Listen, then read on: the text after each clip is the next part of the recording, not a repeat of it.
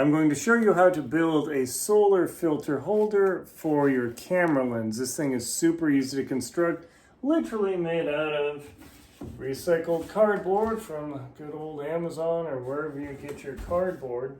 And this little simple design allows me to point my camera, Nikon's 80 to 200 or 80 to 400 directly at the sun, or my Sony 17 to 70 directly at the sun as well. What I do is I cut out a piece of cardboard that wraps around the lens, and then I simply tape it together just like that. This looks very dumpy, but it's actually super effective, basically free. The only cost is the solar filter. Now the solar filter, you can see the metal reflection in here. There you go, that is it. That is the solar filter. Links below, totaleclipseguide.com.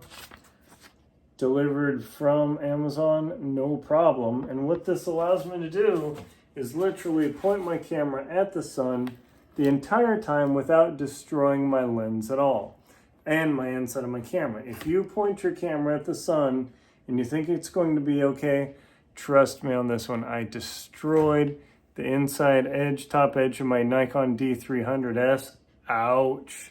So don't point your camera just at the sun without some sort of filter.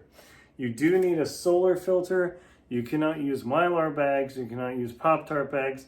You do not want to use welder's goggles or anything like that. In fact, hang on a minute, you're going to need to get yourself a couple of pairs of these solar eclipse glasses. These allow you to look directly at the sun. See, I can't even say anything, it's so dark, but this allows me to look directly at the sun during the total eclipse up until the point of totality.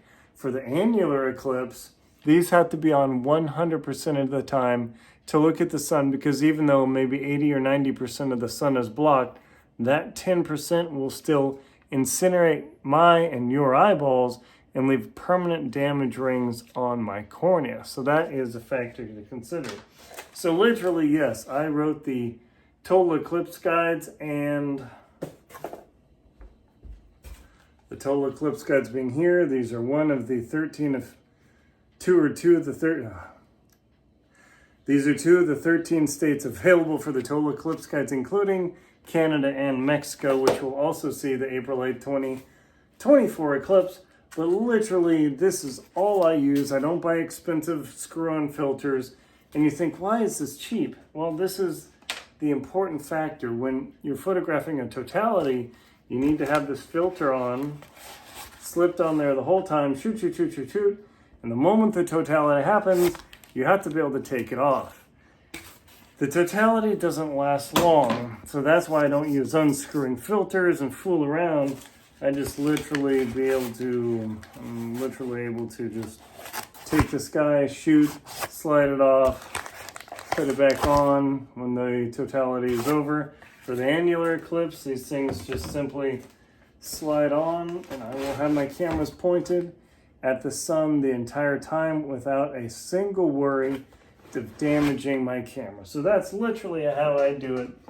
These thousand oak optical filters here that are mirror polished just like that. And that's all you literally need to photograph the total eclipse. It's super easy. I'll show more setups later, but this is all you need for the total eclipse, annular eclipse, basically any eclipse you chase around. Don't spend a bunch of money, just go with recycled cardboard. The only thing you need to spend the money on is the Bader or the Thousand Oaks optical filter. That's it. My name's Aaron Lindsay. I'm the author of the Total Eclipse Guide series. Check out links below, totaleclipseguide.com. Thank you very much for watching. Please like, comment, and subscribe to the channel so you can get more info like this.